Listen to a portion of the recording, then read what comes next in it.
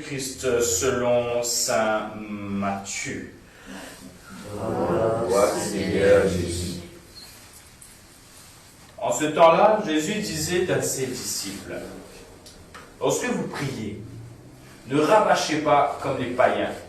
Ils s'imaginent qu'à force de paroles, ils seront exaucés. Ne les imitez donc pas, car votre Père sait de quoi vous avez besoin, avant même que vous l'ayez demandé. Vous donc priez ainsi. Notre Père, qui es aux cieux, que ton nom soit sanctifié, que ton règne vienne, que ta volonté soit faite sur la terre comme au ciel. Donne-nous aujourd'hui notre pain de ce jour. Remets-nous nos dettes, comme nous-mêmes nous remettons leurs dettes à nos débiteurs. Et ne nous laisse pas entrer en tentation, mais délivre-nous du mal. Car si vous pardonnez aux hommes leurs fautes, votre Père céleste vous pardonnera aussi.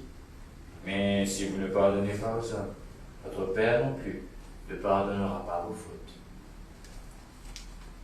Acclamons la parole de Dieu. Louange à toi, Seigneur Jésus.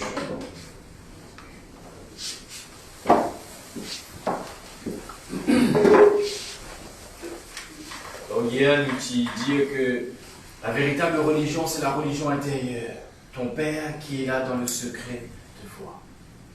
Donc, il s'agit dans la véritable religion, pas qu'à sa tête avec ce qui va nous dire pour dire, parole, faire quelque chose pour dire du monde, mais pour Dieu. Être en relation intime, connaître, comme dit saint Paul, de l'intérieur, la largeur, la profondeur, la largesse de l'amour du Seigneur. C'est bien de ça dont il s'agit. Et quand Jésus donc nous enseigne à prier, il dit, vous entendez, pas prier comme les païens. Les païens, c'est qui? Les païens, ce sont, nous dit Jésus, ceux qui ne connaissent pas Dieu. Alors il y a tous, en chacun d'entre nous, un peu de païen. Le païen, c'est celui qui projette sa propre idée. Le bon Dieu. Il ne fait que le bon Dieu. Il imagine ce qui bon Dieu était dans sa propre mentalité. C'est ça le païen, celui qui ne connaît pas Dieu. Est-ce que notre prière est souvent païenne? Oui, je présume. Moi, je suis frappé par un démon qui vient dire, mais mon père, donne-moi une bonne prière. Il a mon père, est-ce qu'il a une bonne formule qui nous capable de dire bon Dieu, pour qui bon Dieu capable, au fait, comme on sait comprendre, capable de faire ma volonté, pour me faire plier pour ce qui, moi, je connais ce qui est bon, il est capable de faire ça. Parce qu'il est même le Tout-Puissant. Demande-moi la prière. Mon père n'a bon la prière. C'est quoi une bonne prière? N'est-ce pas un cœur à cœur avec le Seigneur? N'est-ce pas la vie ouverte pour dire, mais Seigneur, me voici. Je suis là. Tu me connais mieux que moi-même. C'est toi mon Créateur. Et je ne suis pas là pour faire ma propre vie, pour accomplir ma volonté. Et s'il te plaît, fais ce que moi je veux. Non. La véritable prière, nous dit Jésus, c'est celle du Fils, de la fille qui connaît le Père et qui dit notre Père. Et qui dit à ce Père, que ta volonté soit faite. Belle prière de Charles Foucault. Ô Père, je m'abandonne à toi. Fais de moi ce qu'il te plaira. Voilà la prière que le Seigneur attend de nous. Que notre vie soit prière. La petite chante ça. Alors que nous puissions demander au Seigneur, mais que veux-tu que je fasse? Et ça va dire monde qui dit, mais mon Père donne bon prière, on dit, mais écoute, mon Dieu.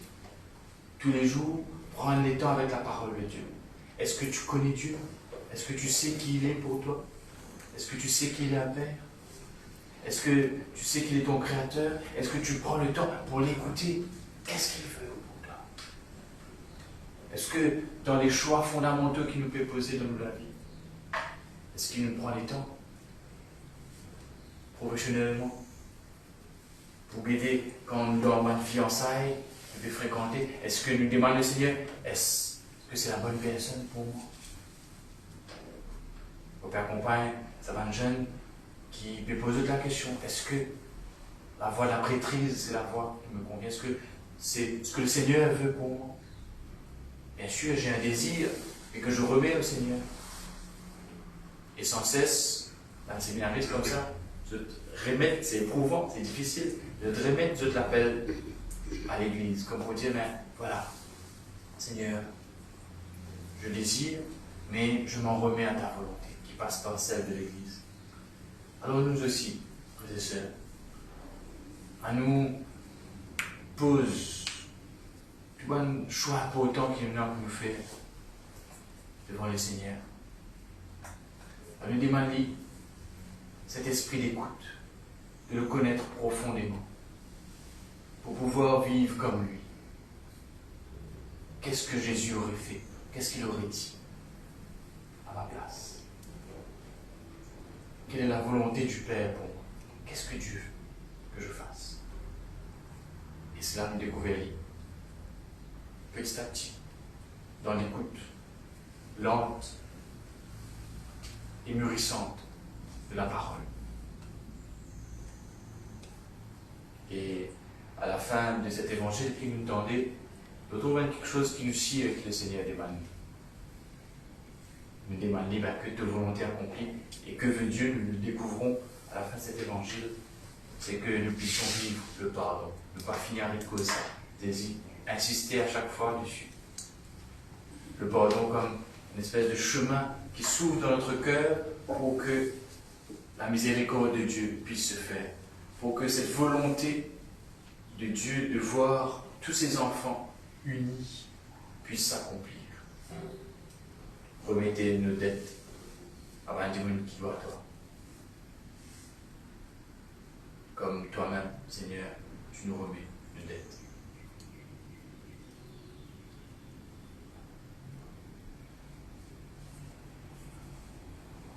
Que ma vie ressemble à ta vie, que ma vie ressemble à ta vie.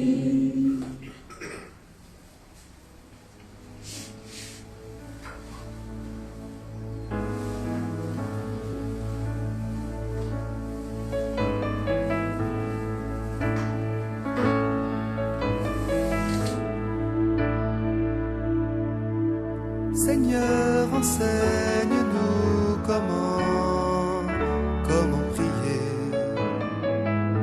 Seigneur, enseigne-nous comment te parler. Apprends-nous ta sainteté, à chercher ta volonté et à t'inviter à régner. Seigneur, enseigne-nous comment prier.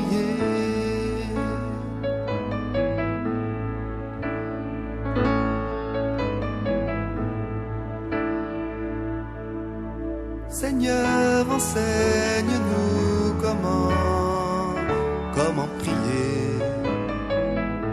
Seigneur, enseigne-nous comment te parler.